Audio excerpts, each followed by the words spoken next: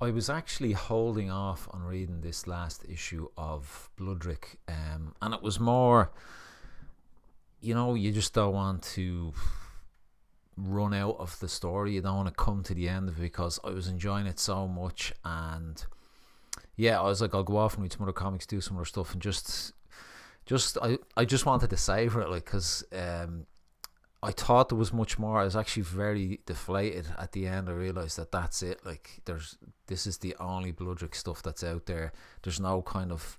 I thought maybe Global Comics there was some kind of like delay in physical copies coming to the digital format, like, but it is finished, and like, I think overall I was hoping for a lot more, as in like a bigger story, but it doesn't appear that that's what this book is about. Like, so I guess I was a little disappointed from that standpoint. Um, but the art is amazing. It's so good. Even in this issue, is there's just some crazy stuff. But like, it's kind of just following up Bloodrik's adventures. Kind of like there seems to be like a main.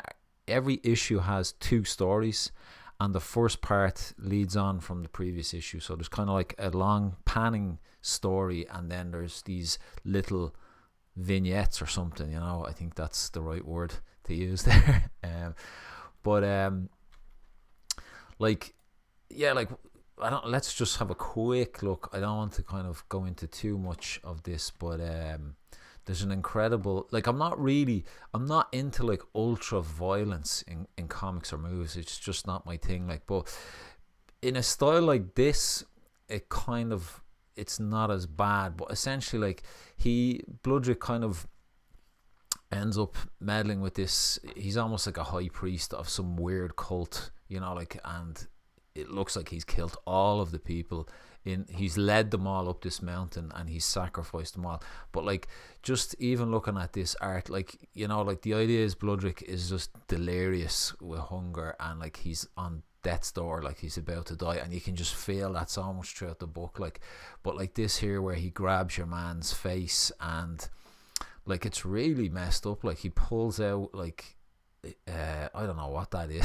I don't know what it is. Some kind of is that like his vocal cords or something, like? But I would normally find this disgusting, but I think just because of the style, like he literally just pulls your man's whole body apart. Like, you can see all his organs come out and stuff, like, and he just turns him into pulp. Like, now that guy probably deserved everything he got, but what I kind of he ends up eating this guy, which is kind of another. I was hoping, like, I don't know. I don't even know if Bloodrik is meant to be a hero. I like heroes in characters with certain kind of code of ethics, but like, cannibalism is normally not one of them that I'd like. But you can see here he looks at the goat, because there is a goat in there, but we know the goat survives. It looks like he just eats the guy, and he preserves the animals, brings them back to his tent. But there's like, I guess, I don't know if I missed something here, but in the previous issue there was like, he saw this dragon which he thought he was hallucinating, but then the dragon comes back here, like, he's kind of, calling out, saying, I'm king of the woods, because he's eaten and he's got to go, he's going to bring the goat home. But then this huge dragon like lands down and kind of looks him in the eye, sniffs him, and then flies off, like. And I don't know if this is any kind of setup, if the creator Andrew Crank has anything in store, but essentially there's that. And then there's the second story of Bloodrik just trying to hunt fish, and there's a crow kind of annoying him, and he breaks his arm off of a tree and stuff like that. Like, one thing, I don't really want to spoil everything here, because if anybody wants to buy this, but this here, I love I love seeing how people handle in a comic book underwater stuff, like, and I just thought that was a really beautiful. I can't zoom in with this on this browser, I don't think, like, but just the way he's got the fish there, and that you can see the water on top, the leaves floating, and even like some hints of debris at the bottom of the surface. Like, I just thought that was beautifully kind of illustrated.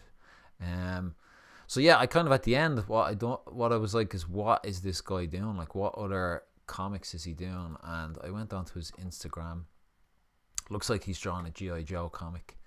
The artwork is quite different. It's way cleaner.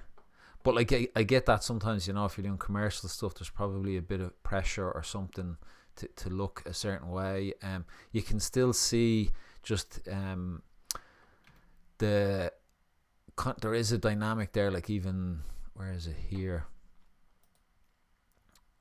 The characters running and stuff like that. Like it looks really nice. Like I'm not really a G.I. Joe person. I think there's G.I. Joe in Global Comics. So just knowing the fact that Andrew has drawn an issue of this, it would kind of lure me in.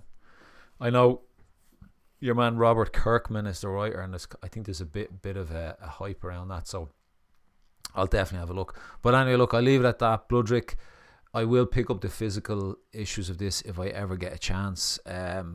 Fantastic book, probably my favorite. I'd say my favorite story I've read so far on Global Comics, even though there was not a lot to the story, but for what was there, it was told very well, and the artwork was amazing. So go and check out Bloodrik from Image Comics and Andrew Crank.